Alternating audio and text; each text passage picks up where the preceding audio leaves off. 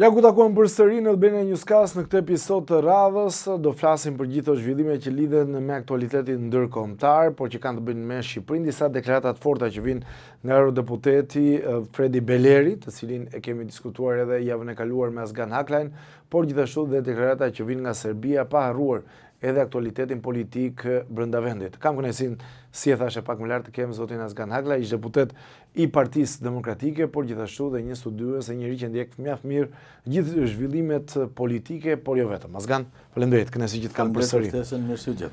Po diskutonin pak më herët për një deklaratë që të ka bërë shumë përshtypje, më ka bërë dhe mua padyshim, e Fredi Belerit, eurodeputeti, i cili u zgjodhe dhe kryetari i Bashkisë Himar në 2023 dhe patja të peripeci e tjere. Çfarë ka ndodhur? E kemi diskutuar edhe herë të tjera, edhe në emisione televizive ku kemi qenë bashkë në televizionet të tjera, kemi diskutuar për Fredi Belerin. Po të mos kishe qenë Fredi Beleri, do ta kishin shpikur një Fredi Beler Sali Berisha dhe Edi Rama. Dhe sot ai u shërben të dyve. Ai ka pas një deklaratë skandaloze që quhen akt digniteti, masakrën e madhe që kanë bërë në vitin 1914 ose shpalljen e autonomisë e Rjopirit.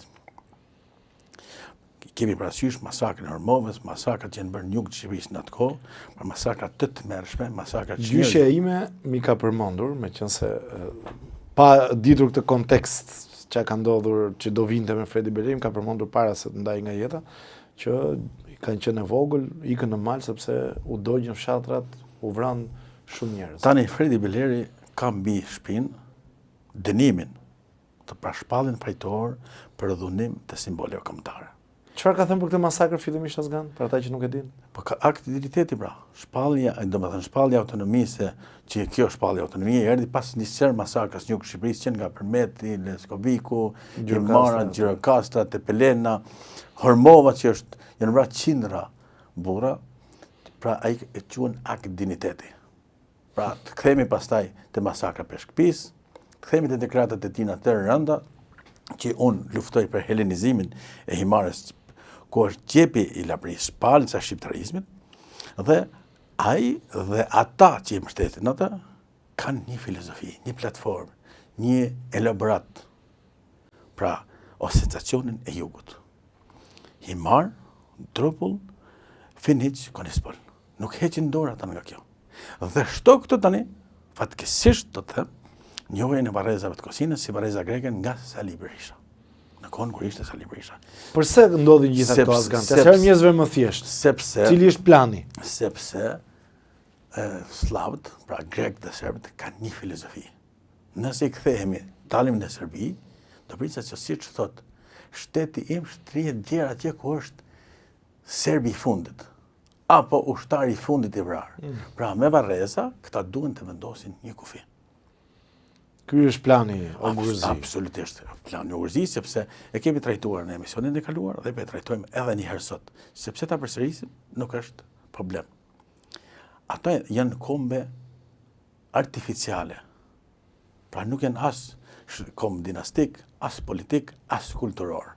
Ato janë kombe fetare të krijuara artificialisht që nga koha e Pjetrit të Madh, Katrinës së Madhe, etj.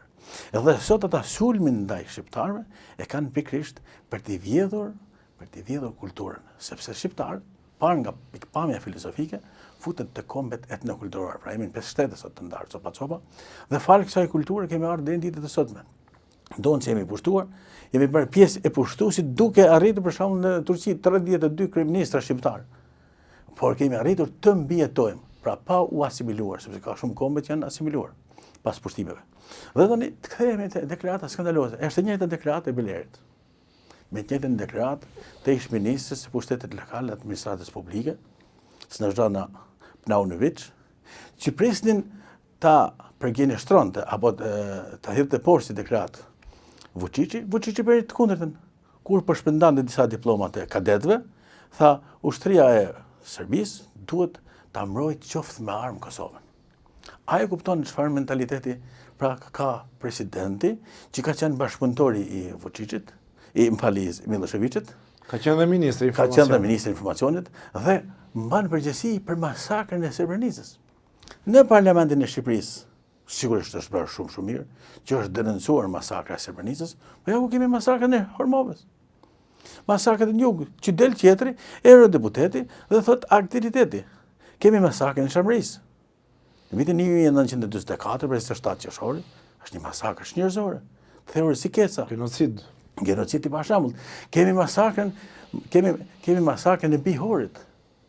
Në natën e Bozhaqve, pra natën e Krishtlindjeve ortodokse, ku Draža Mihailovići me Gjuri Shishin kanë organizuar vrasjen e mbi 9200 burrave.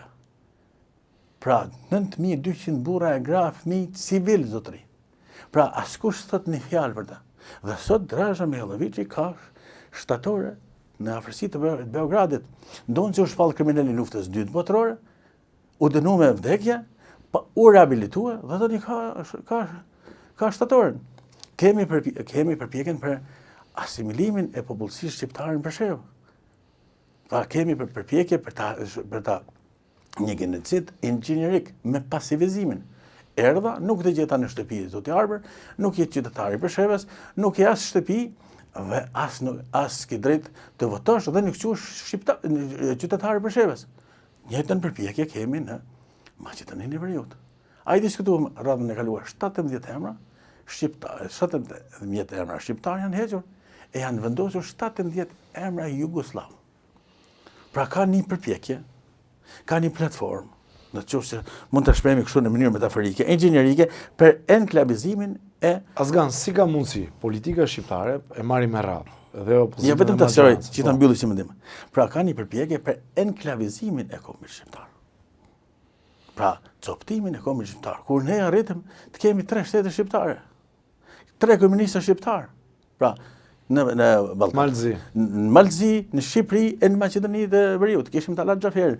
Pra kishim 3 komunistë shqiptar, kurse sot jemi në kuadrin e Shqipërisë. Pse? Sepse shqiptarët bëhen pjesë e sunduesit për përfitime utilitare, personale. Kemi majorizimin në Maqedoninë të Veriut, goditjen e gjuhës shqipe, heqjen e badinterit. Pra, ndonë se shqiptarët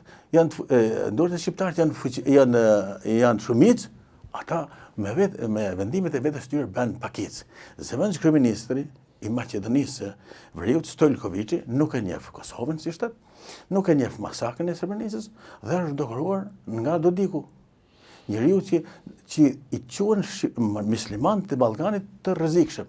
Me të njëjtën tezë të Serbisë, që muslimanët janë serb të turqizuar me dhunë nga Turqia.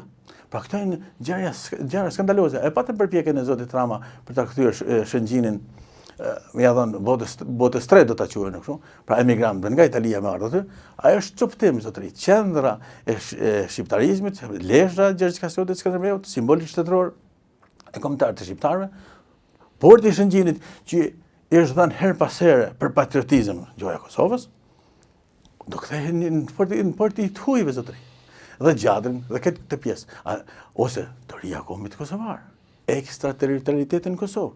Të gjitha këto duke ajo që Albin Kurti është absolutisht Albin Kurti ende se ka mohuar. Doli tha dy popull një pasaportë, u mundu ta bëj një kom një pasaportë, u mundu ta ndërkohë është ai që e fryn. Ndërkohë është ai që e fryn sepse ai do me dal baba i kosovarizmit. Ngatroi. Disa e konsiderojnë jugo nostalgjik. Po, ngatroi Preshevën, ngatroi Maqedoninë e Veriut, u fut në Malzi e dështoi, ngatroi Shqipërinë, pra bëri gjitha këto përpjekje. Ose firmosja e dokumentit të midis kishës ortodokse të Malizzi në nënvarsinë e kishës ortodokse të Serbisë. Ndonë që shteti është i ndarë, ai nga pikpamja fetare, pra pse bën këtë? Sepse thash kombet slave, do më thënë grekët dhe serbet kanë shtete fetare, betohen në Bibel, jo në Kur'an. Dhe kjo është shumë e rrezikshme. Dhe ne nuk kemi një platformë kombëtare për t'i bërë ballë. Pra ata kanë bërë beslidhjen serbe, ne ende se kemi bërë beslidhjen shqiptare. 6.000 serbë. Pse se kemi bërë ne? Ose çfarë mungon? Na mungon primati vëlla, kush është i pari? I dyti s'pranon kërkush. Po pse duhet këtë të parë? Për kauzën kombëtare duhet të jenë gjithë. Po për kauzën kombëtare duhet funksionojë, kauza kombëtare duhet funksionojë si një ansambël. Duhet kemi platformë kombëtare. Mbrojtja edhe digniteti dhe mbrojtja e dignitetit e identitetit shqiptar do të jetë primare, zotëri. Dhe ne kena me kushtetut mbrojtjen e interesave të shqiptarëve kudo ku ata jetojnë. Por ne rëndim e denonsojmë shumë mirë, thash, e theksoj edhe një herë, masakrën e Srebrenicës, askush nuk shqetësohet për masakrën e Tivarit, zotëri. Janë vrarë mijëra burra duke në Maltësi. Pra janë përshkatuar mijëra vetë në masakrën e Tivarit. Kjo është e tmerrshme në vitin 1945. Pra kjo është e tmerrshme.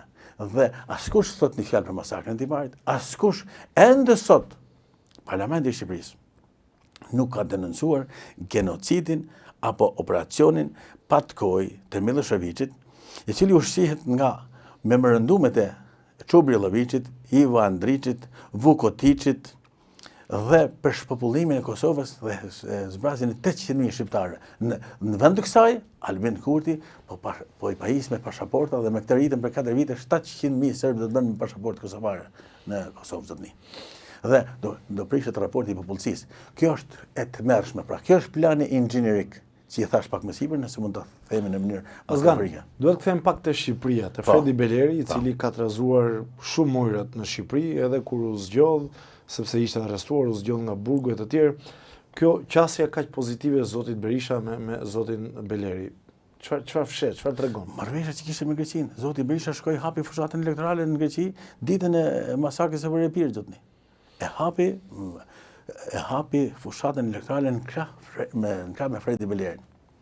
Dhe tani këta, kur janë në opozit, hiqen shumë patriot. Berisha deklaroi që me kanë bërë non grata për Kosovën.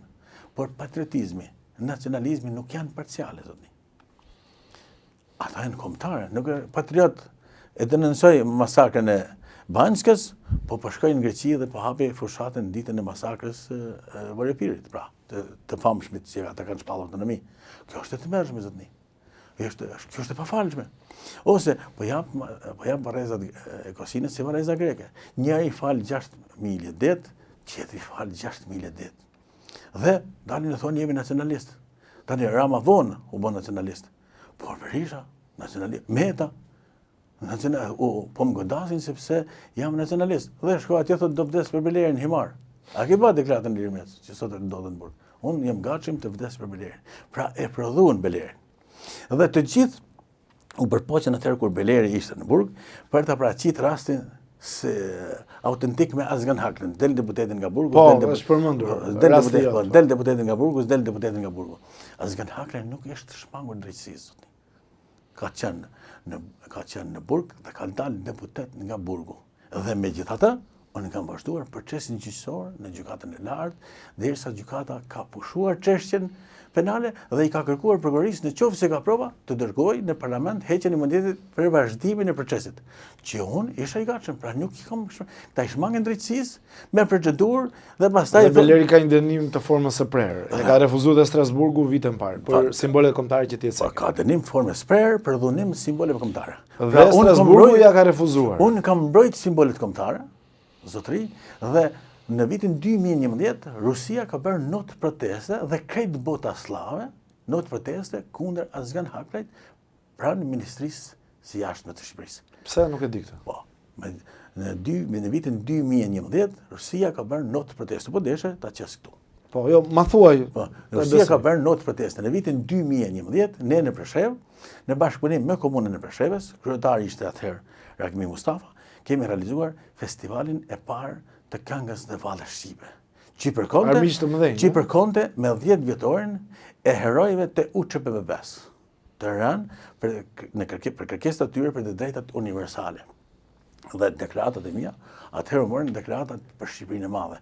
Shqipëria e Madhe i trem ata, ne nuk flasim për Shqipërinë e Madhe, ne flasim për Shqipëri etnike, Shqipëri natyrale.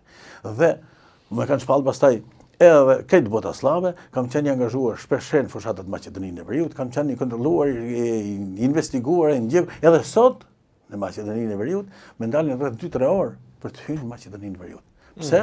Për shkak të protestave që i kam organizuar me të tjerë, jo vetëm, për ushtrinë çlirimtare të Kosovës. Pra sot, kur djemt tanë janë në Hag, me akuzat qesharake, del Ministria Administratës Publike dhe pushtetet lokale thotë duhet të kishim shfaros, thotë Kosovarët, shqiptarët e Kosovës, nga trojet e tyre Ilira Dardana Arbënore. Dhe ne për këtë, bëm një festival në Tropoj, Sofra Dardane, të titulluar Jam Dardan, jam UÇK, një histori dhe liri për çlirimtarët. Që ti mund të thuash ç'lidhje ka kjo arti me UÇK-n. Po të mos kishte UÇK, nuk do të kishte Sofra Dardane. Sofra Dardane me një saj e ka nacionalizëm, patriotizëm, kënga dhe vallja shpalosin historinë e shqiptarëve në shekuj. Dhe këtë thjesht lufta e UÇK-s ka qenë luftë mbrojtëse. Absolutisht. Jo mësimse. Absolutisht. Dhe kush e vërteton ta? Xhupleta. 4000 vjet të veshur me xhuplet. Kush e vërteton ta? Lahuta. Eposi i Kreshnikëve. Mira vjet. Pra Lahuta pothuajse versnike, moshatare me lirën e Orfeut, ose me vjetër se Orfeu. Dhe tani, betejë, për çfarë po bëhet? Po bëhet thash për artin. Në jug të Shqipërisë kemi një valle që quhet Vallja Pirrike, apo Vallja e Osman Takës. Grekët janë përpjek ta vjedhin e ta bëjnë vallën e Osman Takës valle Çamiko. Shoqata Çamëria e Vlorës ka plotësuar gjithë dokumentacionin dhe po e dërgon në UNESCO si për ta listuar në pjesë të trashëgimisë shpeshërore shqiptarëve. Shpresoj që të quhet. Shpresoj që të ndodhë. E pam atë fyllin e zotërisë. Po, të Odiseja. Të Odiseja, çfarë punonte ai për të mbajtur familjen? Dhe tani del Blendi Gonxhe, apo Gonxhe Blendi, Gonxhe Karafili, dhe thot 4 milionë euro ja dham nga rezervat e shtetit, ndërsa sot kërkojnë kredi, $302 milionë. Kurse ati ja dhanë parat, me ardhë në Kashar. Dhe gjoja primare të Shqipërisë, dhe anulluan kontratën me kredia pam një deputet që vraponte mirë. Pa ma grënë një koment. Pa ma grënë shenjë, duke vrapuar, pra. Po si vrapon, si vrapon? Si vrapon, pse si qëndron aty? Morë dokumentin, ka marrë një kopje të vetme. Dhe shkele kjo me rregullat? Po sigurisht, ata kanë firmos konfidencialitetin quhet, dhe kanë pas një kopje. Pas konfidencialitetit, do shkonin ta votonin. Tani ky mori kopjen dhe iku me vrap. Po pse iku me vrap Marathonomaku? Apo si skipter të lagjit, vrapoj me dokumentin që kishte, pra dokumentin që ishte një kopje, si që thuhet, e konfidencialitetit. Ti pas që thuhem konfidencial, pastaj del e merr ato dhe largohesh. E ka një hallaj që ka bërë këtë, sepse është për veten në akuzë, e tjerë, po do të shohim çuditëra zotëri. Asgan si shpjegohet parlamenti ka vajtë në këtë nivel. Një deputet që vjedh një dokument dhe ikën me vrap, nuk e di ka ndodhur ndonjëherë kjo që Unë kisha një ti ke qenë deputet kisha një libër dhe do ta sjell në emisionin tjetër. Sepse unë sa do të sjell libra. Kam shkruar 15 libra zotëri. Dhe ky ishte libër shumë i veçantë. Sultanat mesjetar apo demokraci. Tani, në pamjet parë, të duket si kalifat. Berisha të ngjan me Ayatollah Khomeinin, Rama të ngjan me sultanin. Por të dy kanë një marrëveshje. Dhe ekiparti që është drejtuar zoti Rama Pagjeku i drejtuar me një besa, një dokument 40 faqesh. Po më jep një koment për shehajn dhe dalim dhe te besa.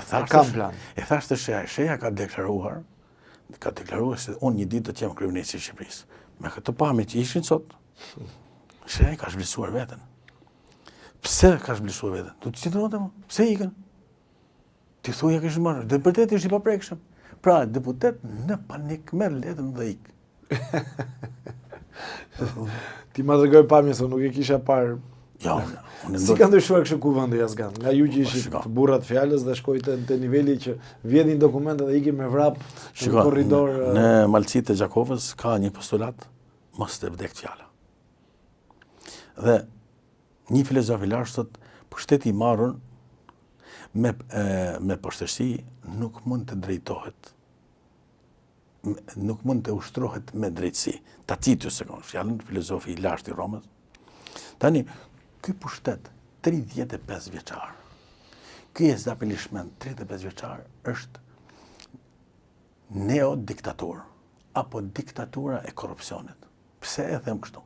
Në vitin 2008 marrëveshja ujdia Rama Berisha shkatruan demokracinë shqiptare. Firmosen me këtë ujdi, Vazhdon akoma? absolutisht, firmosen asgjësimin e votës së lirë me atentatin që i bën kushtetutës. Ne në dy thot votë e lirë, e drejtë, e barabartë. E ndershme. Tani një mandat në Kukës del me 13.500 vota. E them edhe herë e parë. Po, në Vlorë 9.000, një në Tiranë me 10.000. A është e barabartë dhe vota? Jo, pra s'është e barabartë. Ja që ka diskriminim në disa qarqe. Tani, bën marrëveshjen tjetër, ujdin tjetër, në prag të zgjedhjeve të 2021-shit i rrëmbyen mandatin e kryeministit Lulzim Bashës. Kemi diskutuar dhe. Kemi diskutuar dhe këta. Tani bën marrëveshjen tjetër, 2023-shin, për ta hequr dhe metën në qafe, dhe bën një marrëveshje ujdi Rama Berisha. Miratimi i buxhetit shtetit. E kemi parë pamjet. Flakadan, Molotov, çojë dorën, ik. Ja lanë hapur. Miratimin e ligjit për investimet strategjike. Flakadan, zhurmë, e miratoj. Zonat e mbrojtura e njëjta gjë. Paketa maleve. Opozita nuk shkon fare. Dhe tani bën një amendament ku i kërkon kthimin e ligjeve. Pasi kthej Bashkimi Evropian, që i kërkon që ligjet e miratura në 2024 të kthehen e të jenë standard me modelin e Bashkimit Evropian. Tani paketa maleve. Paketa maleve ti nuk je pronar i shtëpisë, as i tokës, dhe kjo thot do bëhesh pronar me këtë që të them unë. Pa të bërë pronar ty të sjell investitorin. Do bëjnë dhe i rrugë tani, që u shërben oligarkëve që do marrin malet Shqipërisë. Pra, është fiks vjedhje e maleve, zotëri, e pasurive, dhe si do me ta vjedhë tani? Me besë. Dalemi pak të besa. Besa. Si e pe dokumentin? A i s'ka dele akoma, po Zotëri Rama tha një besë. Zoti Rama nuk i gjet dokumentet. I lexo vet, knaqet vet dhe nuk i bën apo flasim për Nëse ka patur gjithmonë. Apo flasim për transparent. Ai Zoti Rama pati deklaruar që kam afruar komunitetet ndërkombëtar një marrëveshje historike për Kosovën. E pam në atë marrëveshje? Asnjëherë në botë. Pra, kam marrëveshje të jashtëzakonshme tha për Kosovën. Tani ka një besa. Çfarë kërkon zotëria me besën? Zotëria do të asfiksoj institucionet kombëtare. Gjitha institucionet. Dhe besë do që njerëzit të bëjnë besë me Zotin Rama. Në fakt, ai po i kërkon besën publikisht Zotit Berisha. Për një marrëveshje të re. Kjo është kërkesa në distancë. Po si kërkon ti shteti modern shqiptar? S'më kishte vënë mendja te kjo. Besën me Berishën e kërkon ai. Kjo është saktë, një fëmijë të dy ata. Ti duhet të kesh besim tek Konçilja ata. E di, prandaj unë u bëj skanim aty në sa ti shoh gjuhën e trupit. do t'ja japi Berisha besën asgan? Po se Berisha do të arrit çmimin. Do të arrit çmimin, sepse pse Berisha tha Rama do marrë përgjegjësi për reformën territoriale. Berisha a tha është qeveri e krimit. Po është qeveri e krimit. Gjysma e qeverisë është në akuzë. Parlamenti i krimit. Po është parlamenti i krimit. Jo si tha Berisha. Po e kemi trajtuar dhe bashkë. Parlamenti i krimit, bashkitë e krimit, gjysma e kryetarit të bashkive janë në akuzë për çfarë? Për korrupsion. Gjysma e qeverisë ose më shumë dhe 31 deputet nuk kanë certifikat sigurie. Cila ishte marrëveshja e Berishës, se marrëveshjet kanë qenë fsheta. Tani Rama do me bën marrëveshjen publike. Aty në këto protesta u duan Ramës e Berishës. Pra, Berishën e ka lëshuar Rama si Silurus në protestë për ta rrëmbyer protestën. Dhe Berishës nuk i bën përshtypje Rama në burg, Berisha në burg. Fare. Dhe disa herë folësit dalin dhe sulmojnë drejtësinë e re, e konkretisht Spakun. Unë të kam ndërzuar një dokument, një libër këtu për Spakun. Kam punuar gjatë, kam sjell dy modele, kam sjell gjitha modelet e botës, po jam referuar, kam bërë dy paralele. Dështimin e organeve të posaçme antikrim në Bullgari dhe suksesin në Greqi, në Rumani, në Itali, në Shtetet e Bashkuara të Amerikës. Pra, këtu kërkohet një aleancë e qytetarëve me Spakun. Spaku nuk e rrëzon dot sistemin. Spaku i rrëzon ushtarët e sistemit. Dejtë mbreti mbretëresha. Ata që janë korruptuar. Po, me prova pra. Po. Me prova, Spaku e rrëzon Po më kthe pak te kjo Besa me Berishën, se shumë interesante kjo pikë. Besa me Berishën, pra, sepse vetëm në shpresë ata kanë njëri tjetrin. E tham herën e kaluar, Titaniku e binomit të Hajnis, jortakëve të Hajnis, Rama Berisha po mbytet. E ki parasysh për betimet e dy dashurove në momentet e fundit, të paktën të shpëtojë njëri që tjetë në kujtim dhe tjetri, këtë po bëjnë Rama dhe Berisha. Nuk i shpëton asgjë. Sepse tani janë shamat. Janë shamat. I lirë shtufin, janë shamat. Pse i keni lirë shtufin? Biznesmen i madh. Një biznesmen i jashtëzakonshëm, shoku i Shkelzenit, miku i Ramës, miku i Arben Ahmetajt. Sa para e ka financuar Arben Ahmetaj, zëvendësh kryeministri, shtufin në kohën e tërmetit, dhe tani na hisin sigur ata janë kundër njëri tjetrit. Të gjithë janë bashkë. Rama dhe Berisha janë bashkë. Ndaj popullit thret, opozitë e shritur. Po në cilin vend të botës nuk pranohet opozita në protestë. Ata thonë i bëjnë Sorosit, organizatat e Sorosit. S'ka rëndësi tash e bën organizatat e Sorosit. Thonë ata, thonë përfaqësues PD-s që ka pasur dhe në studio. Berisha është i Sorosit vet. Kush e ka sjellë Sorosin në Shqipëri? Ata thonë po e lufton. Kush e ka sjellë Sorosin në Shqipëri zotëri? Sali Berisha në vitin 1993. Dhe përfaqësues Soros Shqipëri ligjor janë njerëzit e Sali Berishas. U prish Berisha me Sorosin. U bë marrëveshja e Berishës në 2005 me Sorosin e priti?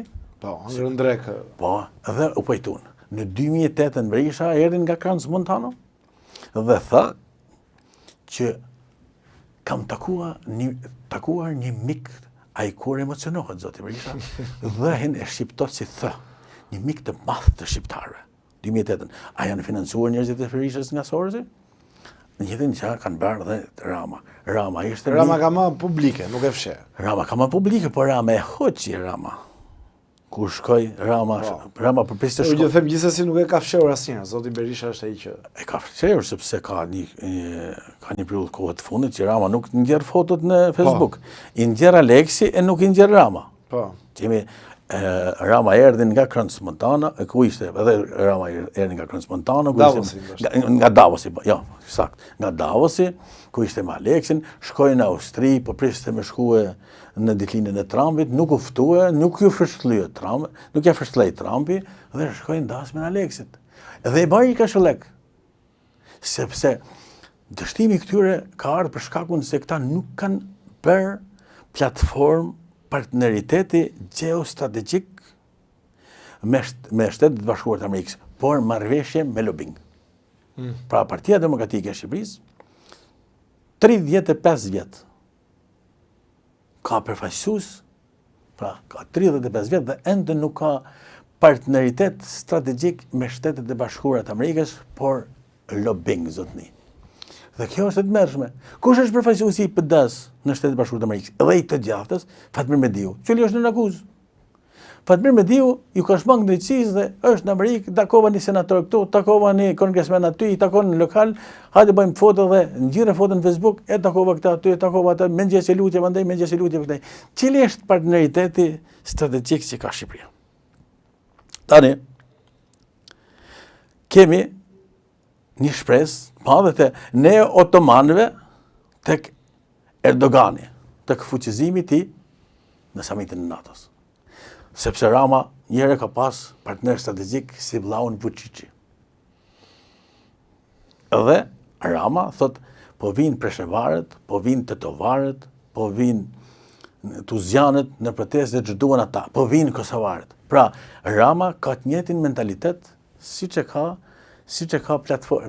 platforma e Serbisë që shqiptarët, do të thënë muslimanët e Kosovës janë turq, serb të turqizuar me dhunë.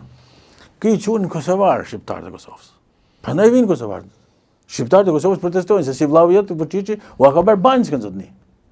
Dhe sot thot Kosova është e jona. Ti ke thënë se vllai i Vučićit. Pse vinë preshevarët? Sepse po vujnë pasojat shpinë nga pasivizimi. Pse vinë shqiptarët e Maqedonisë? A ka një platformë zotëri në Maqedoni kundër shqiptarëve? 2 herë ka qenë Aleksandr Dugin në Maqedoni të Veriut. Këshilltari i Putinit. Dhe ideologu shpirtëror. Ideologu shpirtëror i cili ka bërë platformën, pra geostrategjia. Thuhet që ka takuar dhe një shqiptar Geostrategjia e Putinit ka bërë 1997. Platforma, pra Aleksandr Dugin është njeriu, pra është truri i Putinit. Truri i Putinit ka bërë platformën e Putinit. Pra dyre ka qenë dhe përplasje po bëhet në shkup. Pra midis botës shqiptare dhe botës serbe. Tani të kthehem, janë disa neo-otoman që shpresojnë tek Erdogani. Ka patur një deklaratë publike, e kemi thënë dhe herë tjetër, 1997 në Tancur Çiller, që thanë qofse prek Shqipërinë, kemi luftë bashkë, Turqi, Greqi. Mirë për nëse referohesh fakteve historike, zotëri, Turqia ka qenë gjithmonë në mbështetje të Serbisë. Sepse kanë lidhë gjaku. Sultan Muradi ka qenë dhëndër i Brankovićit. Po. Ka pas grigur Sara Brankovićin. I ka thënë vajzën. Po, Sara Brankovićin. Por kur për ata që nuk e dinë, kur sultani e glendisej në harem me vajzat e Serbisë, Gjergj Kasioti Skënderbeu bën të luftë me sultanin. Dhe që nga ajo ditë, pra ka pas marrëveshje që pse i ka dhënë liri ortodoksizmit, e pse patriarkana është në Stamboll? Turqia, sepse nuk e ka rrezikuar, pse nuk i ka dhënë autonomi kulturore të pakën shqiptarëve në shekuj. Po jemi detyruar të luftojmë vazhdimisht me Turqinë dhe na ka përdorur për kursur. Pra që në të gjitha marrëveshjet që në 1878. Pra ti Azgan jetë pjesa kritike me qasjen ndaj Turqisë. Të pjesa kritike në 1950, që mos e zgjasim mos pesim vetëm te Turqia, në 1953, 56, marrëveshja Fuat Çubilliut, që fatkeqësisht vjen nga dinastia e Çubillive, me Aleksandr Rankovićin, ka çpopulluar Kosovën zotëni. 400.000 shqiptarë kanë shkuar në Stamboll. Po s'ka bërë një të gjë pas marrëveshjes së Lozanës 1923, kur ka shkëmbyer popullsitë muslimane, gjoja nga Turqia të kthehen dhe ortodokse të kthehen në Greqi dhe këtë pjesën çame ta shpërnguën nga aty dhe kanë nënshkruar një dokument ata që nuk kërkoi të kthehem dhe nuk kam një nga zyrtarët, shkëmbime zyrtare më të mëdha të botës. Po dhe tani pas 100 vitësh, Erdogani vetë fuqishëm. Por ai pa tani që pas se dy burra kishte samiti i NATO-s. Erdogan dhe Trumpin. Pse? Sepse Macroni ishte hije. Mersi ishte hije. Pse? Se kanë luajtur keq, kanë luajtur pistë me Amerikën edhe këta, janë përpjekur me Lubinçe, kanë bërë platformë geostrategjike partneriteti. Macroni tha të bëjmë NATO-n evropiane, ku ka ushtrinë Macroni? Macroni tha të bëjmë lidhjen e Mesdheut, Francë, çdo gjë ju shua. Francë, Kipro, Greqi. Dhe Macroni tha të zgjidhin problemin në Hormuz me Anglinë, ato që kanë zgjidhur, e kanë thënë edhe herë tjetër, që kanë zgjidhur ende kanalin La Manche që kanë mes dy palëve. Pra, ishin hije pra Trumpit se kishin luajtur me hile për interesat e veta. Prandaj kërkohet sot partneritet strategjik, Rama si vllai i Vučići, si vllai i Erdogani. E ja futi Erdoganit, se i tha Belinda Ballugut, shtoje shumën 50 milionera se do ta respektojmë Erdoganin tek të netit Lagras. Pastaj kemi Bibin, o Bibi, Zaho do të jetë hebre, unë do të jem ortodoks, linda muslimane, por recito psalmet në kishë në Rom. Pra, shtetari do të ketë personalitet, do të ketë identitet. Tani kush është partneri strategjik i Shtetit Bashkuar të Amerikës? I shqiptarëve. Shtetit Bashkuar të Amerikës. Pse? Që në 1919, 1920 kemi avokat dhe partner Shtetit Bashkuar të Amerikës, me Wilsonin e Madh. Në 1974, me Nixonin, ja bleu me para autonomi. Në 1992, kur pasi kishte shpalos platformën e hegemonizmit serb, Slobodan Miloševići në fushë Kosovë, në 1989 na i kërkoi që ta spastrojnë të krejt Ballkanin. Pra lejmërimi i Krishtlindëve quhet ai. Bushi i Madh i tha, mos guxot prekë shqiptarët. 1998, 1998, po edhe dy fjalë. 1998. Po datat janë shumë të rëndësishme që shqiptarët harrojnë datat. Holbrooku në odën e Meçhalës në Junik fut me kallash zotëri. Dhe tha gjuha e Miloševićit është kallashi i UÇK-s. Pra UÇK-ja është partnere e Shtetit Bashkuar, është produkt i Shtetit Bashkuar të Amerikës. Kemi deklaratën e Bill Clintonit, dhash urdhën të qellohet makina gjakatare e Slobodan Miloševićit. Kemi deklaratën e George Bushit 10 qershor për zgjedhjen e lidhjen e shqiptarëve të prezentit në Tiranë, pavarësisht sot. Nëse është vonë. Dhe është Amerika që ka futur Shqipërinë në NATO. Është Amerika që po fut Kosovën në NATO. Absolutisht partnerit, sepse me kushtetutë keni partner strategjik. Jo 100 partnerë strategjik.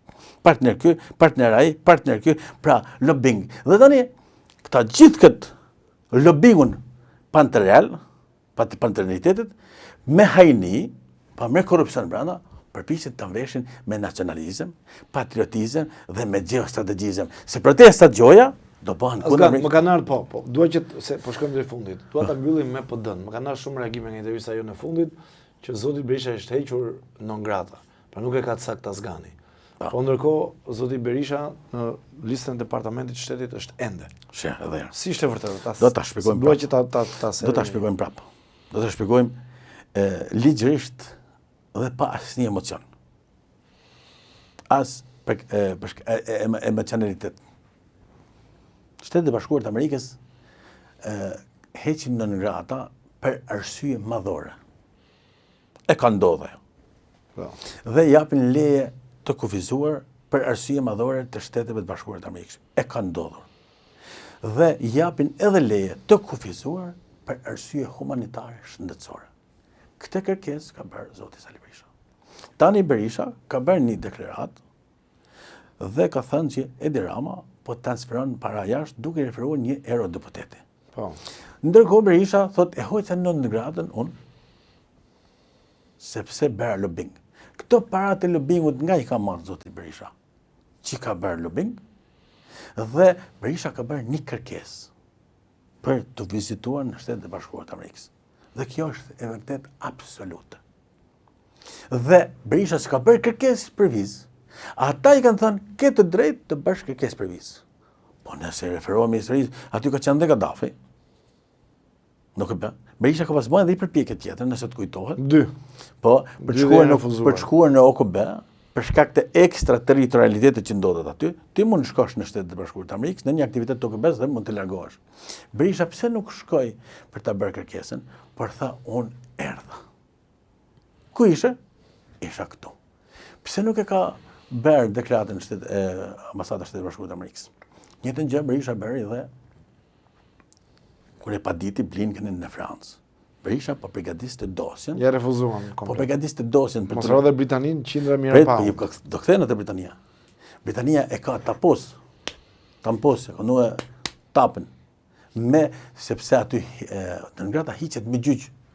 Edhe në Shtetet e Bashkuara të Amerikës ka gjyq që hiqet në ngrata. Por shteti e heq thash për arsye madhore dhe nuk e ka hequr, e ka hequr për sepse këta kanë gënjur her pas here. Siç po gënjen për Sorosin, i herë thamë ka bërë Sorosi. Tani të qemi dhe të qartë për një gjë. Berisha në vitin 2018 i është refuzuar viza për Shtetet e Bashkuara të Amerikës. Në vitin 2018 ka qenë administrata e Trumpit dhe ministri i jashtëm ka qenë Mike Pompeo. Jo George Sorosi, apo ka qenë George Pompeo, pra Mike Pompeo, që e ka shpall dhe Rama i tha Berishës e kalon dot oqeanin. Pse? Trumpi i parë. Trumpi i parë. Pra pse? Sepse kush ja kishte dhënë informacionin? Nga kishte rrjedhë informacionin? Nga McGonigali i Ramës. Sepse në qoftë se të kujtohet atëherë tha ne do bëjmë një platformë ligjesh, sepse kishte konsultuar me Duçkën edhe me McGonigalin. McGonigali shkoi në Shtetet e Bashkuara të Amerikës dhe tha kam komplotuar kundër partisë dhe kryetarit të saj jo të njëjtë me kryeministrin. Kush ishte kryetari i saj? Lulzim Pasha. Kush ishte partia jo njëjtë me kryeministrin? Partia Demokratike. Dhe ai bëri komplot, sigurisht i bëri komplot dhe u dënua. Çfarë bëri Berisha? Ngriti komisionin Mandia, si quhet. Mandia, po. Po, komisionin Mandia për të bërë Berisha transparencën, investigimin e parave ruse. E çfarë doli pastaj? Doli që Këshilli i Evropës, madje edhe Shtetet e Bashkuara të Amerikës pranuan si partner, pra raporter të fondeve të ngrirura të Rusisë që shkojnë për Ukrainën, Lulzim Bashën. Tani 250 vjet Shtetet e Bashkuara të Amerikës. Po. 250 vjet. Ishin Rama dhe Berisha të ambasada e Shtetit e Bashkuara? Nuk ishin. Se nuk ishin ftesë. Po të kishe pas ftesë Rama, sigurisht që do shkonte. Por ai ishte në Gjermani dhe kishte ardhur me charter. Kishte ftesë Berisha? Jo, nuk ishte. Tani, ky që i kompletuan, ku ishte? Zoti Lulzim Basha ishte në shtëpinë e bardhë. Me ftesë në 250 vjetorin e Shtetet Bashkuara të Amerikës. Çfarë tregon kjo Azgan për ta mbyllur? Shtator do rikthehet zoti Basha si mendon? Kjo tregon se Shtetet Bashkuara të Amerikës kanë aty një listë, s'po i them database se është jo e dur, për një listë të personave që i kanë partner. Pra i kanë partner strategjik. Tani, këtu në Shqipëri edhe në Ballkan po përplasen dy botë.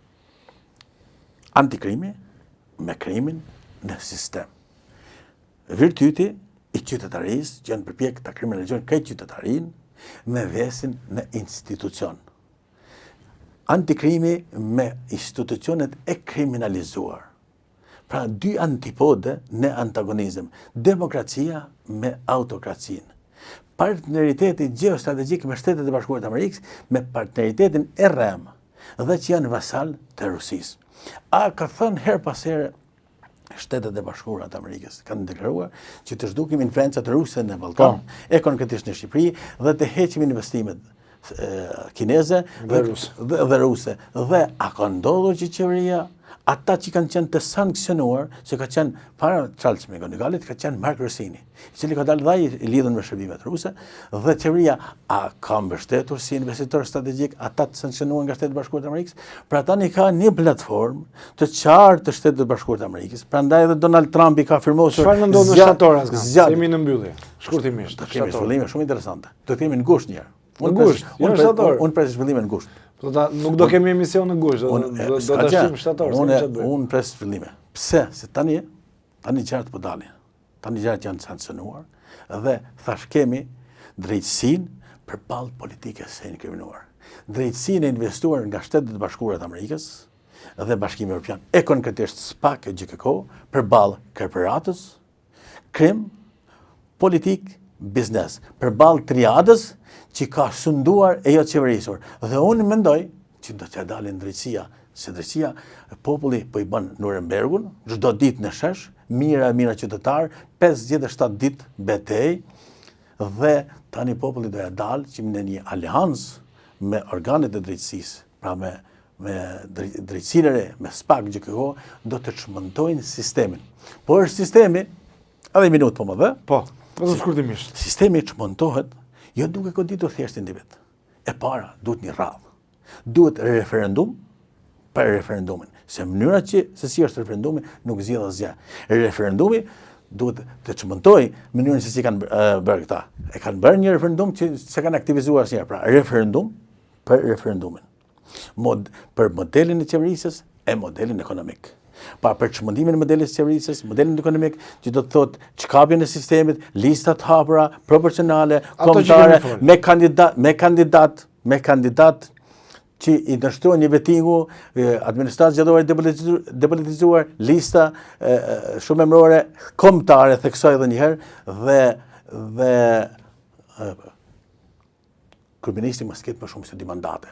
Deputetët të jenë kandidat që i dështrojnë vetingut. Kështu hartohet kontrata sociale, besa, kontrata sociale, kjo është besa, kontrata sociale e popullit me të zgjedhur, sepse kontrata është që ti me pushtetin tënd nuk të abuzosh siç abuzuan ta. Të shohim kë besë do ndjekin në shtator. Kjo është Republika e re.